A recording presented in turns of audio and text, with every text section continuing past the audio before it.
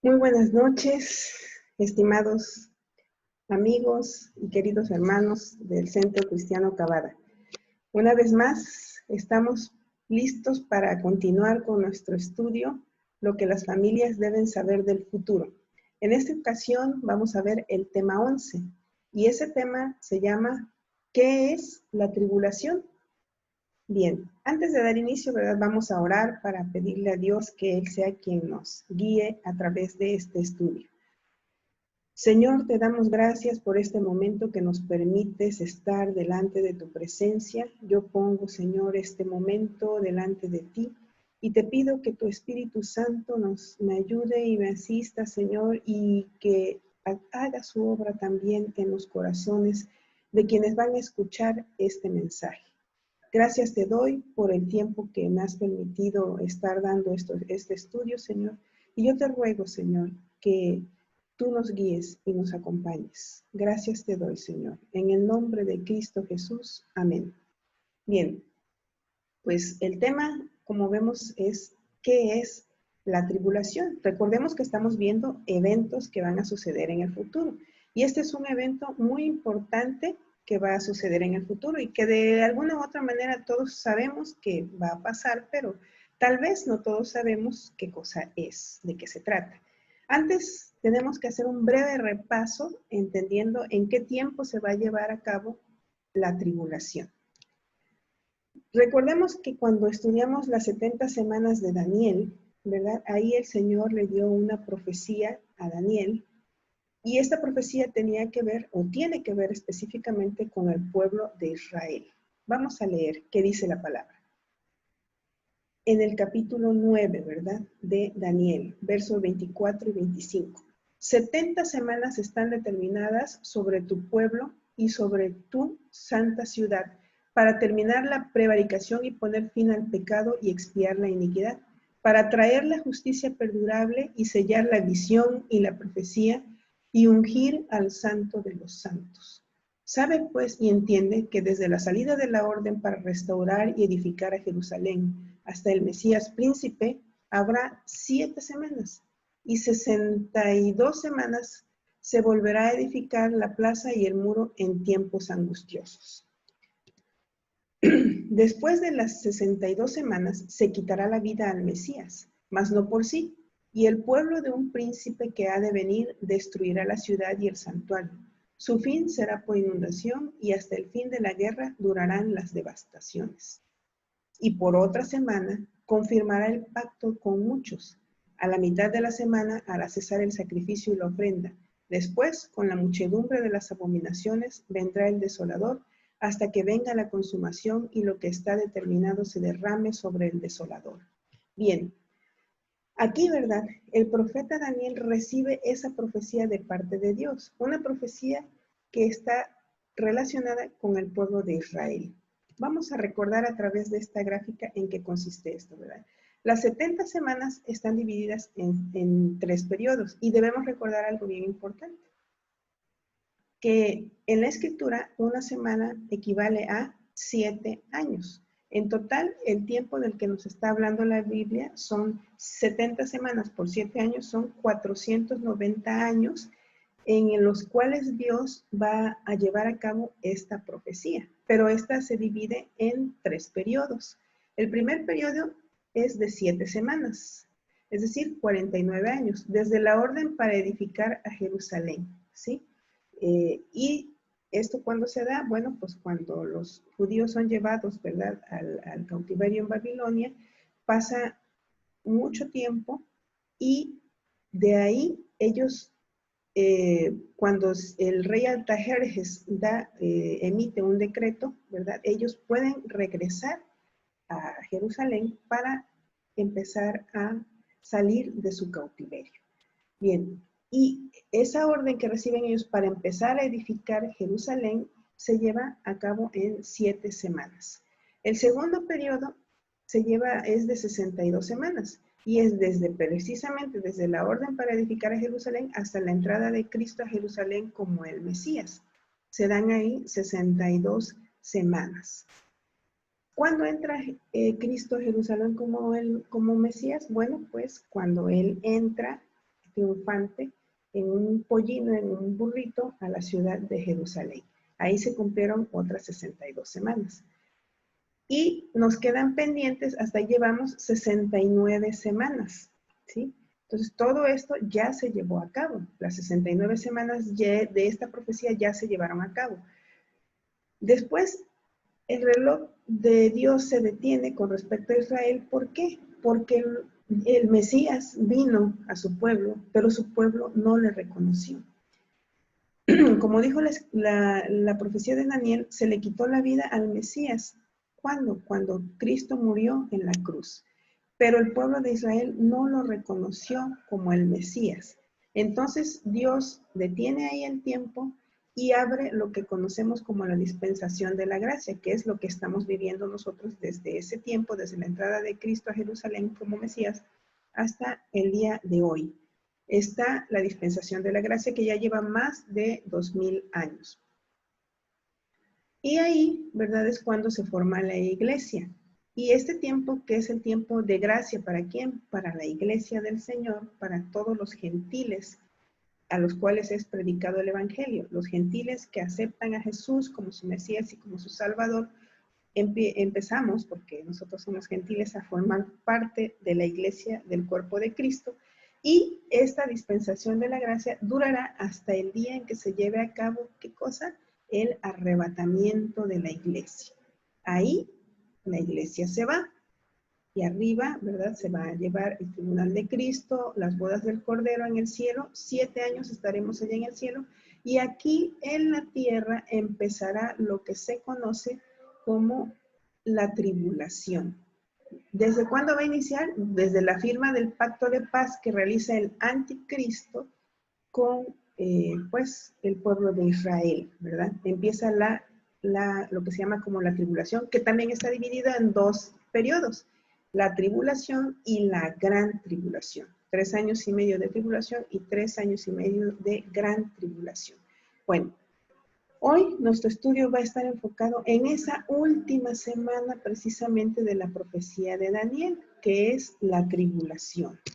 Bien, empezaremos viendo qué es la tribulación y pues es lo que estamos viendo, ¿verdad? La tribulación es un periodo de tiempo futuro de 7 años, cuando Dios terminará con su disciplina a Israel y ejecutará su juicio sobre el mundo incrédulo. La iglesia, formada por todos los que han confiado en la persona y la obra del Señor Jesús, no estará presente durante la tribulación. La iglesia será sacada de la tierra en un evento conocido como el arrebatamiento, ¿sí? Entonces, todo esto se va a llevar a cabo precisamente en ese periodo denominado como la gran tribulación. Entonces, son 7 años que el Señor va a terminar, dice, con la disciplina a Israel. ¿Por qué va a terminar con esa disciplina a Israel?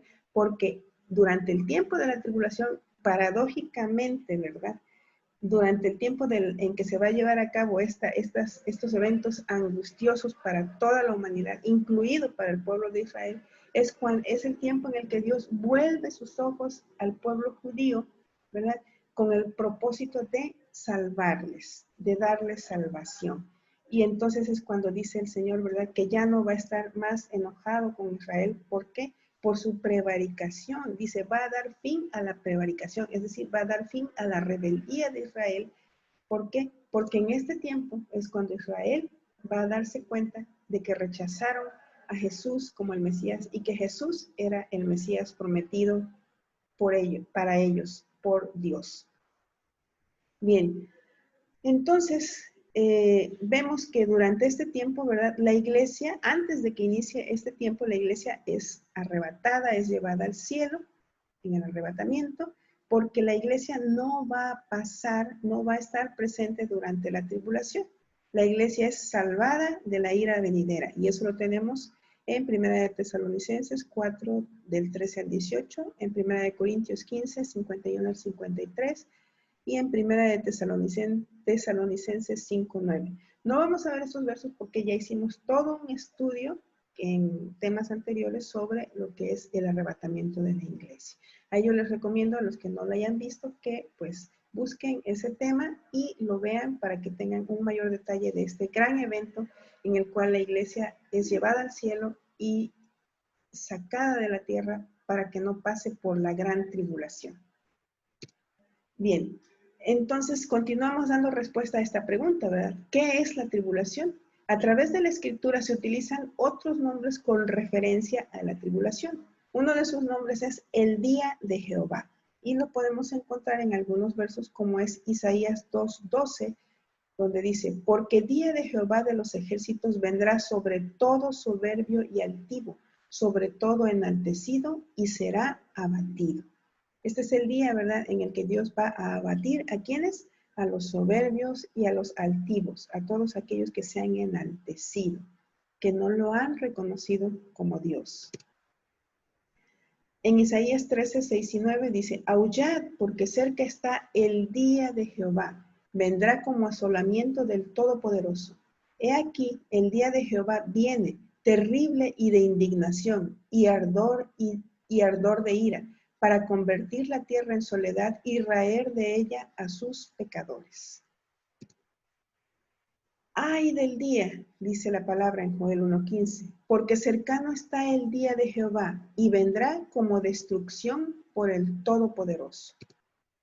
En Joel capítulo 2, verso 1, tocad trompeta en Sión y dad alarma en mi santo monte. Tiemblen todos los moradores de la tierra, porque viene el día de Jehová, porque está cercano.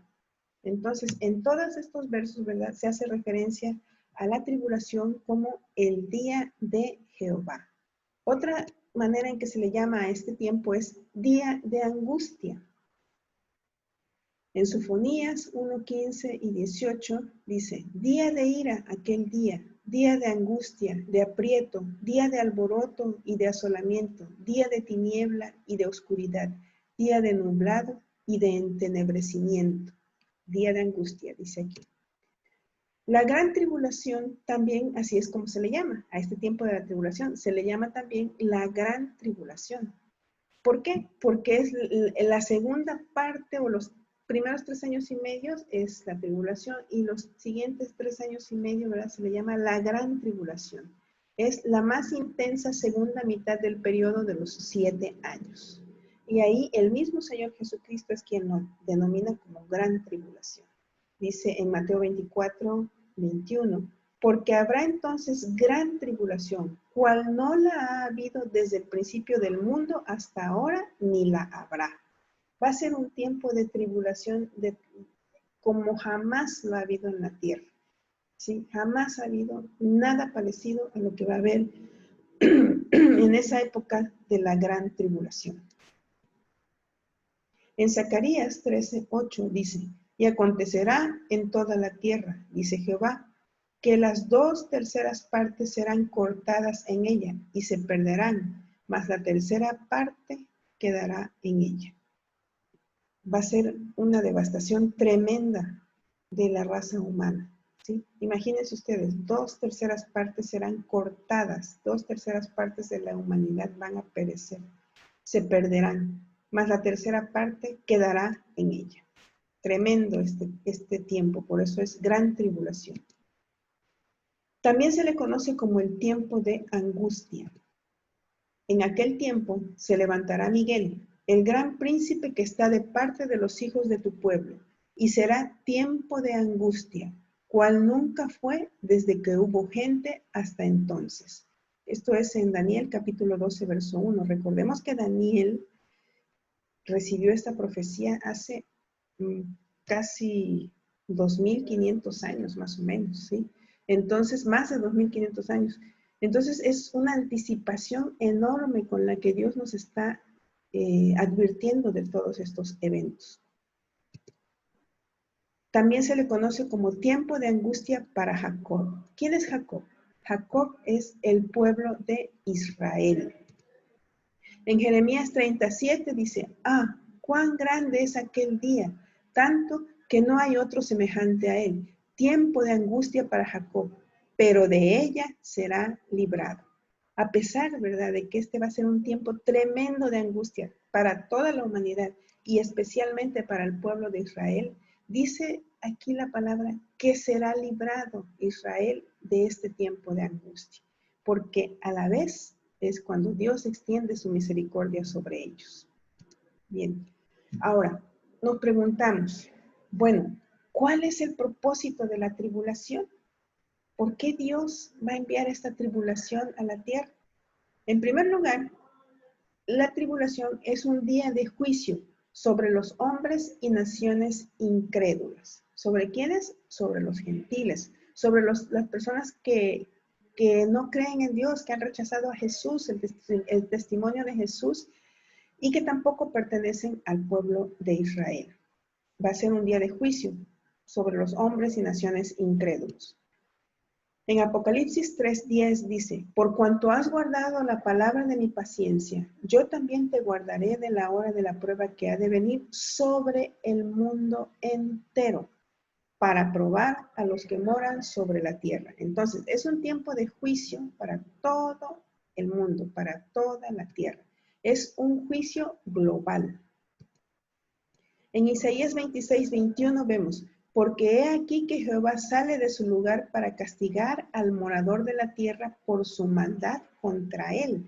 Y la tierra descubrirá la sangre derramada sobre ella y no encubrirá ya más a sus muertos. Aquí, ¿verdad? La palabra nos dice que se va a castigar a todos los moradores de la tierra por su maldad. ¿Contra quién? Contra Dios. Por toda la sangre que se ha derramado durante toda la historia de la humanidad. Dice la palabra, ¿verdad?, que ya la tierra no encubrirá más a sus muertos. Ese día, ¿verdad?, quienes escaparon de la justicia humana no escaparán de la justicia divina. ¿Cuántas veces, verdad, cuando vemos que suceden cosas a nuestro alrededor y vemos que las personas culpables quedan impunes, que no se les castiga, que andan en libertad, ¿verdad? Y nosotros decimos, Señor, ¿por qué esto es permitido? El hombre tuerce el derecho, ¿verdad? Y el hombre actúa de manera injusta, pero Dios es juez justo. Y ese día, como dice aquí, ¿verdad? Nadie, de ningún ser humano se va a escapar de la justicia divina. ¿Sí? Bien. En 2 de Tesalonicenses 2, 11 y 12 dice, por esto Dios les envía un poder engañoso para que crean la mentira, a fin de que sean condenados los que no creyeron a la verdad, sino que se complacieron en la injusticia. Ese va a ser el día de condenación para todos aquellos que rechazaron a Dios, que nunca reconocieron a Dios, a su poder, a su magnificencia, a su omnipresencia, a su omnipotencia, que nunca le alabaron y le reconocieron como Dios, que dijeron, no, Dios no existe, ¿sí? Y además se complacieron en todas las injusticias que se cometieron en la tierra. Ese día, sin embargo, Dios da la oportunidad a todos de ser salvos de la tribulación. Y ahora, a nosotros, Dios nos da la oportunidad de ser salvos de la tribulación, de que no pasemos por ella, de librarnos de la ira de Dios. Sin embargo, la gran mayoría de la humanidad decide no aceptar a Jesucristo. Nosotros hoy decidimos si aceptamos o rechazamos a Jesús. Y la palabra es clara, ¿verdad? Porque nos dice que solamente una pequeña parte de la humanidad va a entrar por la puerta estrecha. Que muchos se van a perder, ¿verdad? Y se van a ir por la puerta ancha que conduce y lleva a la muerte. Y que solamente hay un pequeño remanente de personas que guardan, obedecen a Dios y temen a Dios, ¿sí? Y estos son los que van a ser salvos de la ira. En lo que es el cuerpo de Cristo, son los que se van a ir en el arrebatamiento. Y en el pueblo de Israel también va a haber un pequeño remanente que son los que se van a salvar, ¿sí?, durante esta época de la tribulación. El segundo propósito de la tribulación es precisamente preparar al pueblo judío para recibir al Mesías. ¿Pero a cuál Mesías? Al verdadero Mesías, al Señor Jesús. En la primera parte de la tribulación, el pueblo de Israel comete un error gravísimo y es aceptar al anticristo como su Mesías. Ellos aceptan al anticristo en esa primera parte como su Mesías, firman un pacto de paz con el anticristo, ¿verdad? Lo aceptan como su Mesías, pero a los 3 años y medio ellos se dan cuenta de su error, cuando el anticristo se muestra tal cual es y pide y exige adoración y se hace pasar por Dios y se hace llamar Dios. Entonces es cuando el pueblo de Israel se da cuenta del error tan grande que cometió, ¿verdad? Y empieza para ellos lo que es la gran tribulación. En Jeremías 37 dice, cuán grande es aquel día, tanto que no hay otro semejante a él, tiempo de angustia para Jacob, pero de ella será librado. Jacob es igual a Israel, ¿verdad? Y en la semana 70 es el periodo del tratamiento de Dios a su pueblo Israel. Será un periodo de angustia, pero también un periodo de salvación para Israel. Habrá un despertar espiritual y conocerán a Jesús. Aquí, ¿verdad? Vemos cómo en el tiempo de la gracia, que es el que estamos viviendo nosotros, ahora el tiempo de salvación es para los que no son del pueblo de Israel, para los que no somos judíos, ¿verdad? Es donde Dios está extendiendo su misericordia para los gentiles. Pero en el tiempo de la tribulación, ya después que nosotros salimos de la tierra, ¿verdad? Es entonces el despertar espiritual de Israel. Es el periodo en el que Dios les da a ellos la salvación. Es la época en el que ellos conocen a Jesús, a quien rechazaron muchos años antes. Ellos ahora lo van a conocer en esos 7 años. En esos 7 años ellos van a conocer al Señor Jesucristo. En particular, en los 3 años y medio de la gran tribulación. Ahora, ¿cuáles serán las condiciones generales a nivel mundial durante la tribulación? Es decir, ¿qué va a pasar en el mundo cuando se lleve a cabo esta tribulación? Vamos a analizarlo desde varios aspectos o puntos de vista. En el aspecto espiritual, los judíos aceptarán el Evangelio de Jesucristo y reconocerán a Jesús como su Salvador, como su Mesías. En Romanos 11, 26 y 27 dice, y luego todo Israel será salvo, como está escrito, vendrá de Sión el libertador, que apartará de Jacob la impiedad, y este será mi pacto con ellos, cuando yo quite sus pecados. Entonces, espiritualmente, ¿verdad? La iglesia ya no está aquí, ya la iglesia ya fue sacada de aquí. Los que se quedaron, que no fueron dignos de escapar, ¿verdad? Pues tendrán que luchar por su propia salvación, ¿verdad? Aquellos del cuerpo de Cristo, pero el pueblo de Israel conocerá a su Salvador, conocerá a su Mesías. Esa será la condición espiritual del pueblo de Israel. Pero en cuanto al mundo en general, el materialismo y el humanismo serán los ídolos mundiales. En Mateo 24, 37 y 39 vemos que, mas como en los días de Noé, así será la venida del Hijo del Hombre. Porque como en los días antes del diluvio estaban comiendo, bebiendo, casándose y dando en casamiento, hasta el día en que Noé entró en el arca, y no entendieron hasta que vino el diluvio y se los llevó a todos, así será también la venida del Hijo del Hombre. En esta época, la humanidad que se va a quedar aquí en la tierra son todos aquellos que nunca reconocieron a Dios, que siempre han vivido su vida sin Dios y que su vida ha estado enfocada ¿en qué?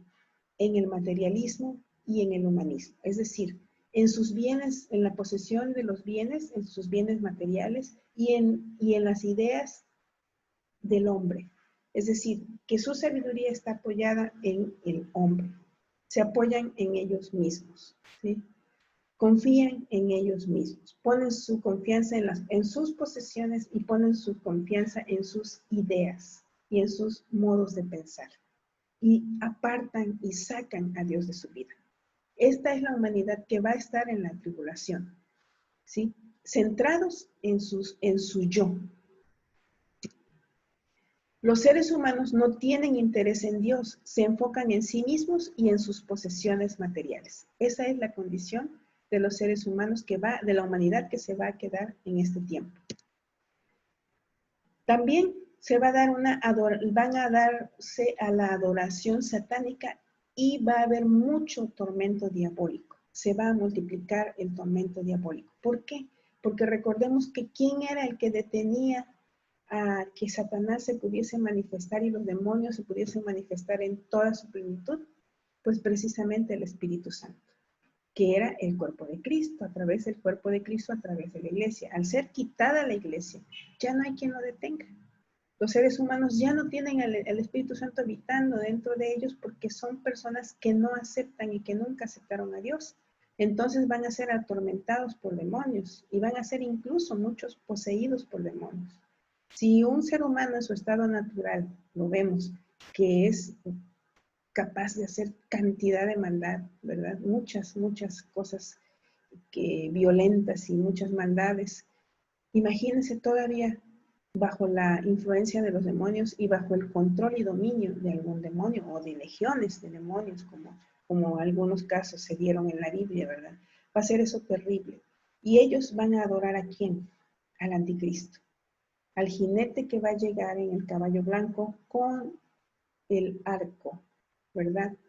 En son de paz, pero una paz ficticia, ¿sí? Y que los va a engañar y se va a hacer adorar. ¿Ok? En Apocalipsis 12, del 7 al 12, vemos esto, pero particularmente en el verso 12 dice, ¡ay de los moradores de la tierra y del mar! Porque el diablo ha descendido a vosotros con gran ira, sabiendo que tiene poco tiempo. Satanás sabe que tiene poco tiempo y que va a tener muy poco tiempo, pero lo va a aprovechar al máximo a través del anticristo para asolar a todos los moradores de la tierra. Los seres humanos se entregarán al satanismo adorando al anticristo. En el aspecto moral, habrá un aumento en escalada de la inmoralidad sexual. Lo que estamos viendo en la actualidad no es nada comparado con lo que se va a llegar a ver en ese tiempo. Dice la palabra de Dios, el clamor contra Sodoma y Gomorra se aumentará más y más, y el pecado de ellos se ha agravado en extremo. Esto lo vemos en Génesis 18 y 20, y esto es respecto a la inmoralidad sexual, que vemos que en nuestros tiempos va aumentando y aumenta y aumenta, y cada día aumenta más. En Ezequiel 16, 49 a 50 dice, he aquí que esta fue la maldad de Sodoma, tu hermana, soberbia, saciedad de pan, abundancia de ociosidad tuvieron ella y sus hijas, y no fortaleció la mano del afligido y del menesteroso, y se llenaron de soberbia e hicieron abominación delante de mí. Esto es lo que el pecado, ¿verdad?, de Sodoma y Gomorra. Y continúa diciendo en Judas, Judas 7 dice, Sodoma y Gomorra y las ciudades vecinas, las cuales de la misma manera que aquellos, habiendo fornicado, he ido en pos de vicios contra naturaleza. Y en Levítico 18:22 dice, no te echarás con varón como con mujer, es abominación. Sabemos todos, ¿verdad?, que en Sodoma y Gomorra este era un pecado que había de tipo sexual y al que Dios no dio un gran juicio, ¿verdad? Al que Dios juzgó con muchísima severidad, ¿verdad? ¿Y cuál fue esto? Dice que se fueron y fornicaron en pos de vicios contra naturaleza. Es decir, dice la palabra que dejaron el uso natural por el que va contra naturaleza. Y que aún sus mujeres, ¿verdad?, se contaminaron con estas prácticas, ¿sí? Y es clara la palabra en Levítico 18:22, cuando dice el Señor, específicamente le dice a su pueblo, no te echarás con varón como con mujer, es abominación. Estas prácticas a Dios no le agradan, ¿sí? Sin embargo, Dios es un Dios misericordioso y advierte a la humanidad de los pecados que a Él no le agradan, ¿verdad? ¿Y qué nos dice? Arrepiéntete, es tiempo de arrepentimiento. Podemos ir a los pies de Jesús, reconocer que no estamos haciendo bien, que no hemos hecho bien, que estamos cometiendo cosas que violan la ley de Dios cuando dejamos lo natural por ir en prácticas que van contra naturaleza. Pero Dios siempre está atento, porque Él vino no a condenar al mundo, sino a que el mundo fuese salvo por Él. Y Él extiende su mano misericordiosa para todo aquel que tiene algún tipo de esta práctica y que acude a sus pies en busca de perdón. El Señor perdona y el Señor restaura, que es lo más importante. Dios jamás deja de recibir a alguien cuando se arrepiente, se da cuenta de su condición, se da cuenta que ofende a Dios y acude y le pide perdón. Vemos en Romanos 1, 26 y 30. Por eso Dios los dejó seguir sus pasiones vergonzosas. Sus mujeres dejaron de tener relaciones sexuales con los hombres, que es lo natural, y empezaron a tener relaciones sexuales con otras mujeres. De la misma forma, los hombres dejaron de tener relaciones sexuales con las mujeres, que es lo natural, y empezaron a desearse entre ellos. Los hombres hicieron cosas vergonzosas con otros hombres, y recibieron en sí mismos el pago merecido por su desviación. Ya que la gente creyó que no era importante conocer a Dios, Él los dejó que siguieran pervirtiendo su mente y terminaron haciendo lo que no deben. ¿Qué pasa, verdad? Cuando nosotros vivimos alejados de Dios, no conocemos lo que la palabra de Dios dice, no conocemos las reglas morales que Dios estableció para el ser humano cae en el error y se llegan a cometer errores como los que nos manifiesta Romanos 1 del 26 al 30. ¿Y esto qué sucede? Cuando Dios ve que la humanidad va aumentando y aumentando y aumentando en ese desconocimiento y en ese alejamiento de Él y que este tipo de prácticas abunden. ¿Por qué será esto? Por lo que dice el verso 28. Ya que la gente creyó que no era importante conocer a Dios, Él los dejó que siguieran permitiendo su mente y terminaron haciendo lo que no deben. Dios avisa, Dios advierte, Dios espera que el pecador se arrepiente. Pero si la persona persiste y quiere permanecer en su pecado, Dios lo deja. Dios a nadie va a obligar a apartarse del pecado. A todo el mundo nos va a confrontar con nuestro pecado, nos va a enfrentar con la palabra y nos va a decir, mira, la palabra dice que esto que tú estás haciendo no es correcto delante de Dios. Pero nosotros decidimos si le hacemos caso a Dios o seguimos haciendo lo que bien nos parece. ¿Y cuál es la consecuencia de seguir haciendo lo que queremos? Dice aquí, que Dios los deja que se pervierta su mente. Es decir, Dios ya no actúa, te deja que hagas lo que tú quieras y el resultado de eso es que, pues, la perdición, ¿sí? El que no seas salvo de la ira y que tengas que pasar, si es que estás vivo, por esta tribulación. Y si no, pues que no alcances estar delante de la presencia de Dios el día de tu muerte, sino que vayas al lugar de tormento. Bien, esto es importante que nosotros lo sepamos. ¿Por qué? Porque sí vamos a rendir cuentas a Dios. No es como las personas dicen, ¿verdad? Pues es mi cuerpo, es mi vida y yo con mi cuerpo y con mi vida hago lo que yo quiero. Bueno, sí, si quieres, lo puedes hacer. Pero de que tenemos que rendir cuentas, tenemos que rendir cuentas. Y el llamado de Dios es para arrepentirnos. No nada más de los pecados sexuales, sino de todo tipo de pecado. De todo tipo de pecado nos tenemos que arrepentir, ¿sí? Porque cualquier pecado es abominación a Jehová. Y de cualquier pecado nos tenemos que arrepentir y pedir perdón a Dios. Dar la vuelta. El arrepentimiento es dar la vuelta, dar la espalda al pecado y caminar en sentido contrario. Ya no ir hacia el pecado, sino ir hacia la persona de Jesús. Y Jesús no nos deja solos. Jesús nos ayuda en esas luchas y en esas pruebas, porque nos envía el Espíritu Santo a que nos guíe y nos fortalezca y nos da su palabra para que nos limpie y para que nos purifique en cada momento de nuestras luchas. Así que, amigo, si estás luchando con algo de esto, Dios te extiende su mano y te dice, yo te amo y quiero que vengas conmigo a la vida eterna y hacia la eternidad y que disfrutes del amor del Padre. Gracias.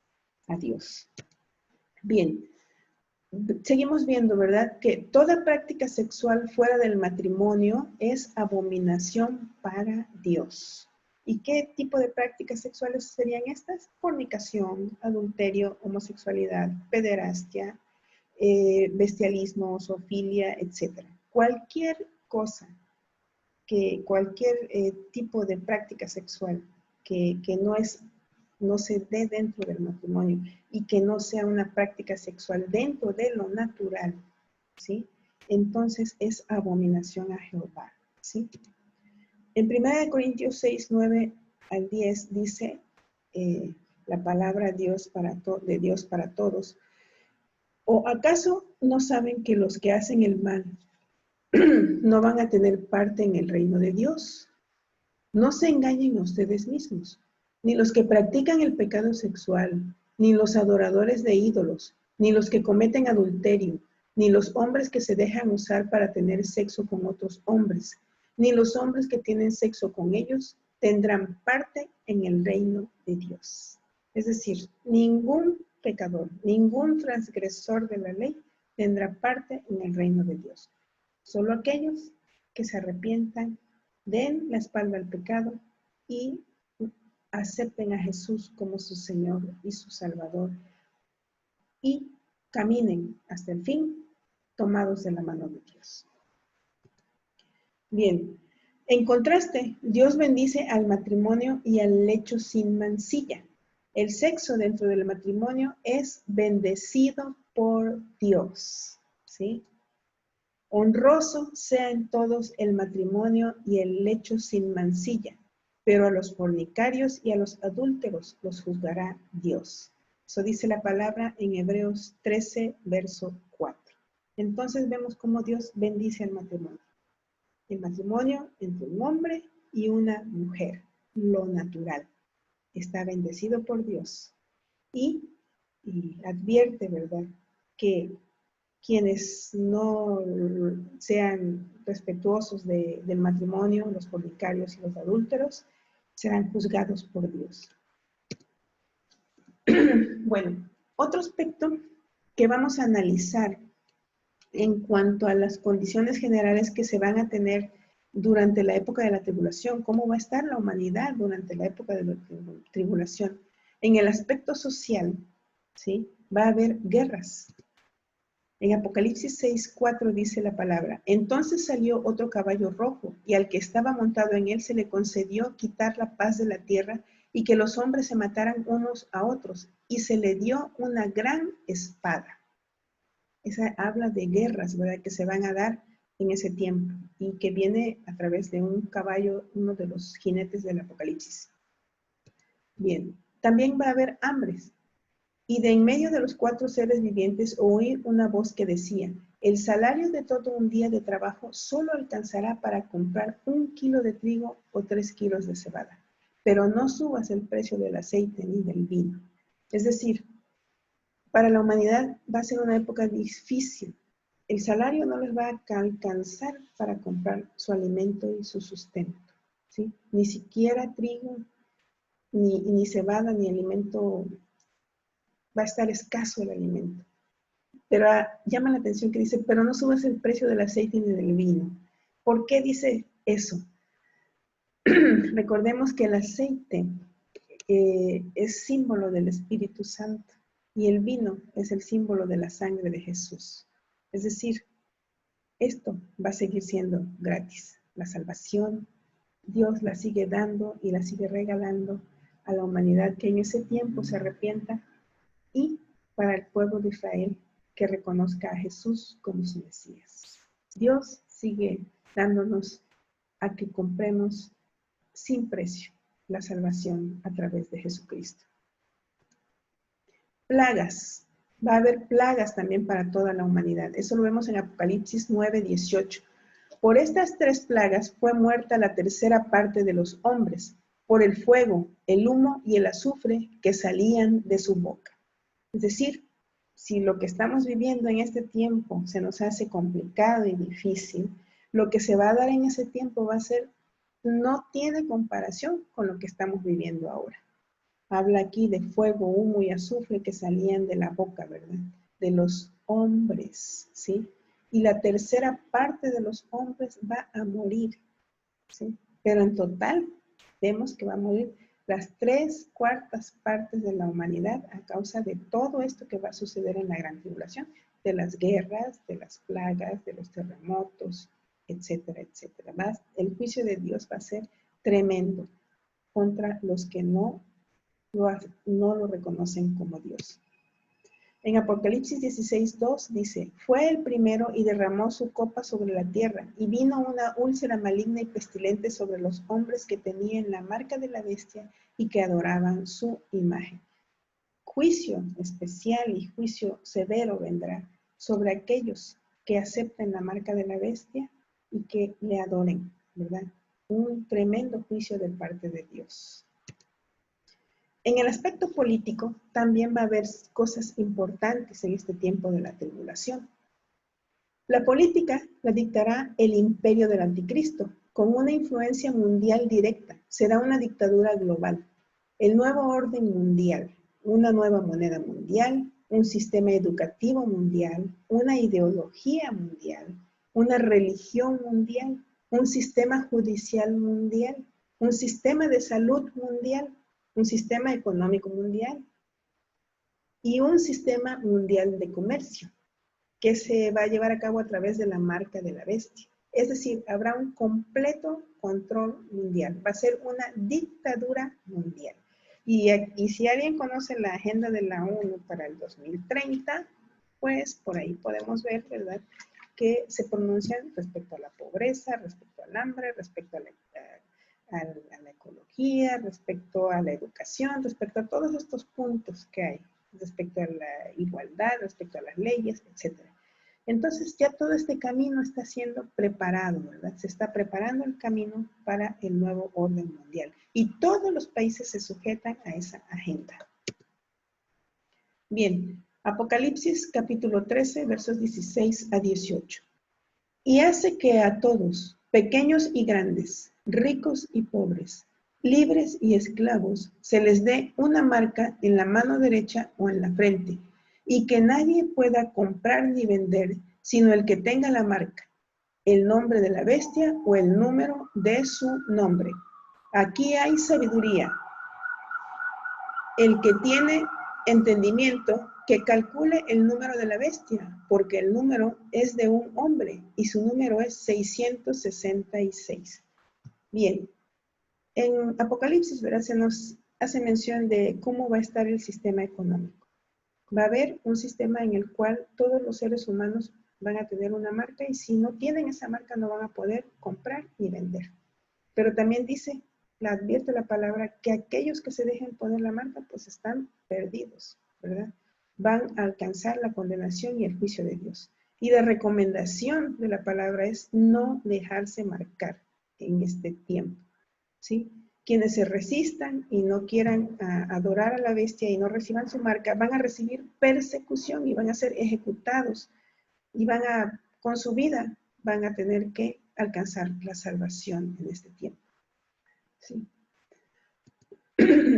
Habrá también en el aspecto ecológico cosas importantes que van a cambiar en el globo terráqueo, en la Tierra.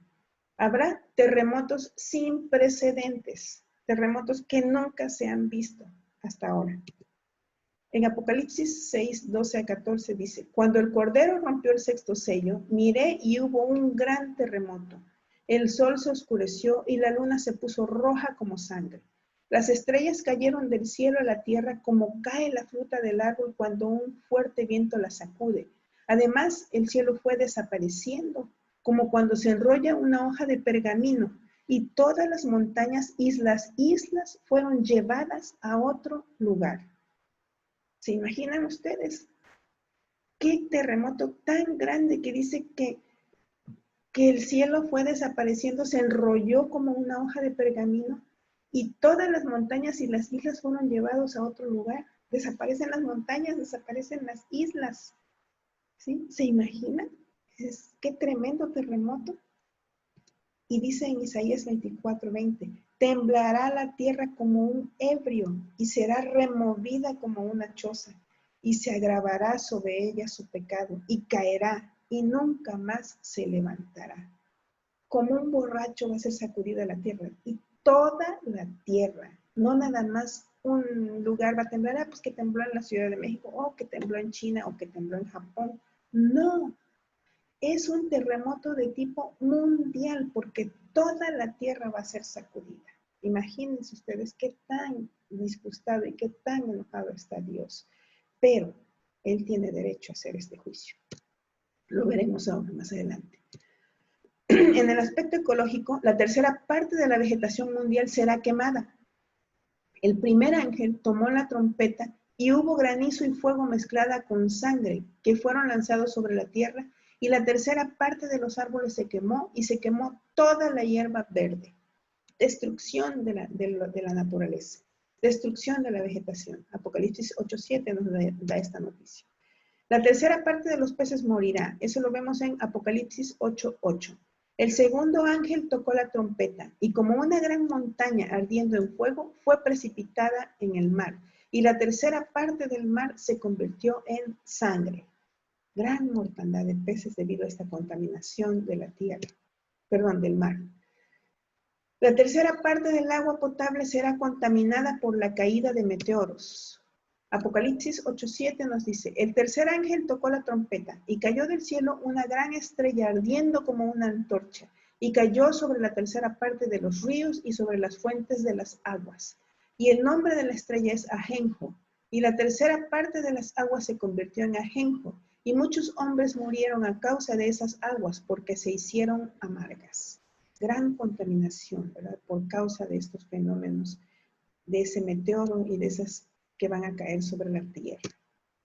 En el aspecto ecológico también el calor del sol aumentará.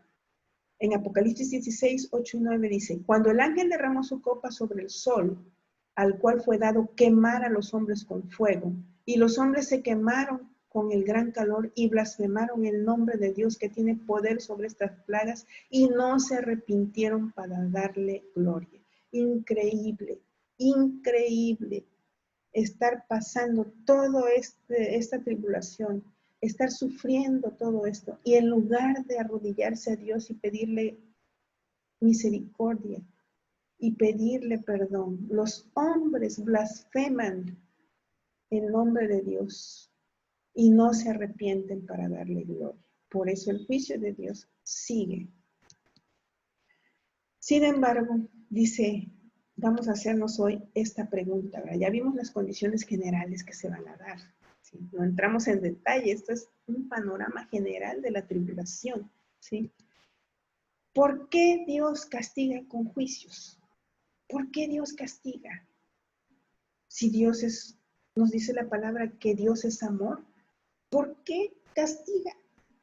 Dios es amoroso y misericordioso, y eso lo vemos en Salmos 103 del 8 al 22, dice, misericordioso y clemente es Jehová, lento para la ira y grande en misericordia.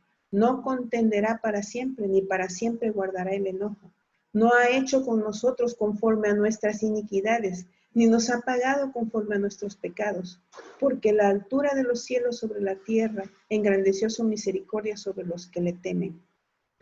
Porque como la altura de los cielos sobre la tierra, engrandeció su misericordia sobre los que le temen. Cuanto está lejos el oriente del occidente, hizo alejar de nosotros nuestras rebeliones.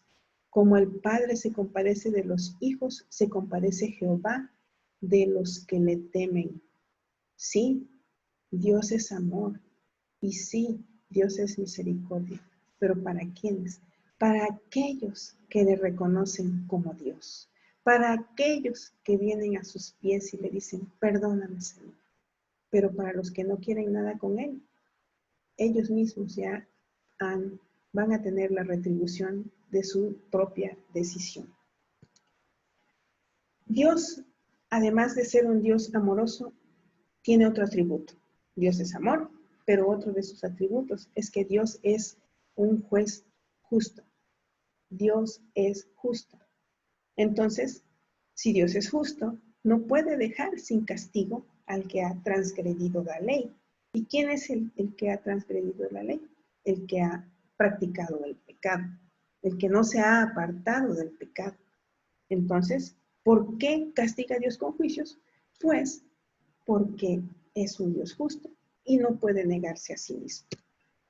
La palabra de Dios nos dice que porque de tal manera amó Dios al mundo, que ha dado a su Hijo unigénito, para que todo aquel que en él cree no se pierda, mas tenga vida eterna. Porque no envió Dios a su Hijo al mundo para condenar al mundo, sino para que el mundo sea salvo por él. El que en él cree no es condenado, pero el que no cree ya ha sido condenado, porque no ha creído en el nombre del unigénito Hijo de Dios. Nosotros estábamos perdidos en nuestros delitos, en nuestros pecados, en nuestras agresiones, en nuestras rebeliones. Y Dios nos envió una puerta de escape. Y esa puerta de escape se llama Jesucristo. Por eso dice que Dios amó al mundo. Ahí muestra su amor. ¿En qué?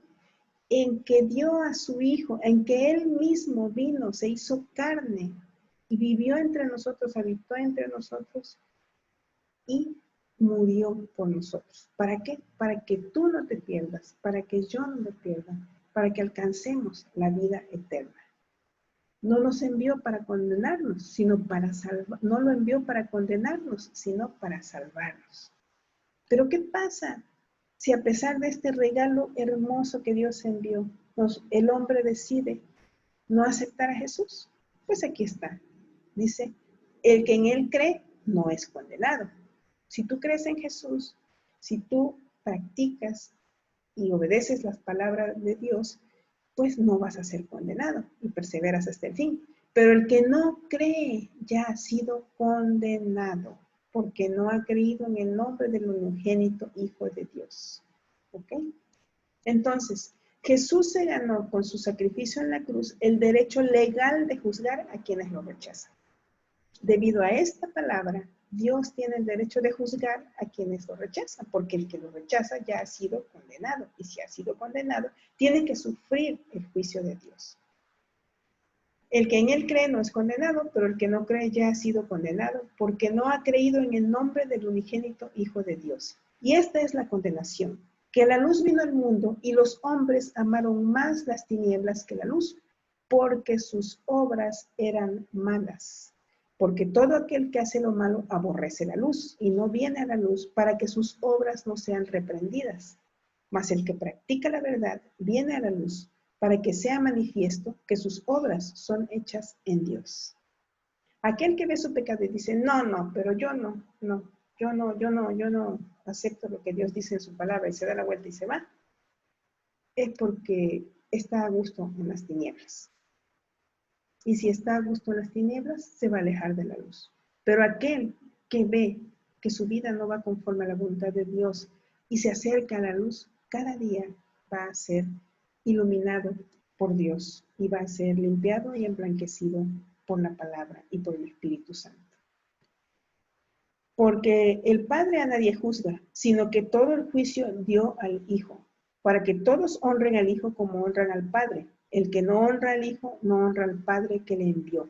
Con su sacrificio, Jesús le arrebató a Satanás el dominio y el control sobre la humanidad. Y se ganó él el derecho de juzgar a aquellos que no le acepten como su Señor y como su Salvador. Y esta autoridad se la dio Dios el Padre. Jesús se ganó con su sacrificio en la cruz el derecho de juzgar a quienes lo rechazan. Y dice la palabra, ahora es el juicio de este mundo. Ahora el príncipe de este mundo será echado fuera. ¿Sí? En este tiempo se va a llevar el juicio del mundo y va a ser también echado fuera Satanás y su profeta y lo que es la Trinidad satánica, ¿verdad? El dragón, el falso profeta y el anticristo. Juan 12:31. Bien, Jesús venció en la cruz y realizó juicio condenatorio contra quién. ¿A quién venció Jesús? Venció al pecado, a la enfermedad, a la carne, al mundo, a Satanás, las maldiciones, la muerte y condena a todo aquel que no cree en Dios. Eso es lo que logró Jesús con su sacrificio en la cruz. Vencer al pecado y dar juicio de condena contra todo esto que mencionamos. Jesús juzgará con justicia, con rectitud, con equidad. El diccionario de la Real Academia Española de la Lengua nos dice que justicia, define la justicia como el principio moral que lleva a dar a cada uno lo que le corresponde o pertenece. Es el derecho, razón o equidad, aquello que debe hacerse según derecho o razón, pena o castigo público. Eso es la justicia para el diccionario, ¿verdad? Ahora, ¿qué dice la palabra? Dios es juez justo en Salmo 7:11, Salmo 11:7 y Salmo 56. Dios es juez justo y Dios está airado contra el impío todos los días. Pues el Señor es justo, Él ama la justicia, los rectos contemplarán su rostro. Y los cielos declaran su justicia, porque Dios mismo es el juez. Entonces Dios es un juez justo que aborrece al impío, ¿sí? Está airado contra el impío. El hombre se condena a sí mismo cuando rechaza la misericordia y el amor de Dios, rechazando el sacrificio de Jesús. Cuando Dios juzga al hombre, lo único que está haciendo es ejecutar la sentencia condenatoria que se emitió cuando Jesucristo murió en la cruz. En la cruz hay dos tipos de juicio. Uno es el de salvación para los que creen y el de condenación para los que no creen. Ese es el juicio de la cruz. Salvación para los que creen y condenación para los que no creen. El hombre solito se condena cuando decide hacer oídos sordos a la palabra de Dios y hacer su propia voluntad y guiarse por sus propios pensamientos, por sus propios deseos. En Juan 3:18 dice, el que en él cree no es condenado, pero el que no cree ya ha sido condenado porque no ha creído en el nombre del unigénito Hijo de Dios. En el periodo de la tribulación se llevará a cabo el juicio de Dios contra los seres humanos y naciones que rechazaron a Jesucristo y será el periodo de salvación para su pueblo Israel. En Romanos 11, 26 y 27 dice la palabra, y luego todo Israel será salvo, como está escrito, vendrá de Sión el libertador que apartará de Jacob la impiedad, y este será mi pacto con ellos, cuando yo quite sus pecados. Amigo, la pregunta es esta. Hermano, ¿quieres librarte del día de la ira de Dios? ¿Quieres librarte verdaderamente de ese día de la ira de Dios? Después de esta palabra, ¿te has dado cuenta de tu verdadera situación delante de Dios? ¿Qué tenemos que hacer? Dice la palabra de Dios. Arrepiéntete de tus pecados y pide perdón a Dios. Es el primer paso. Arrepiéntete de tus pecados y pide perdón a Dios. En Juan 3:2 dice la palabra, arrepentíos porque el reino de los cielos se ha acercado. Haced pues frutos dignos de arrepentimiento. Y ya también el hacha está puesta a la raíz de los árboles. Por tanto, todo árbol que no da buen fruto es cortado y echado en el fuego. Líbrate de la ira del Señor. Líbrate de la condenación. Acepta a Jesús como tu Señor y como tu Salvador.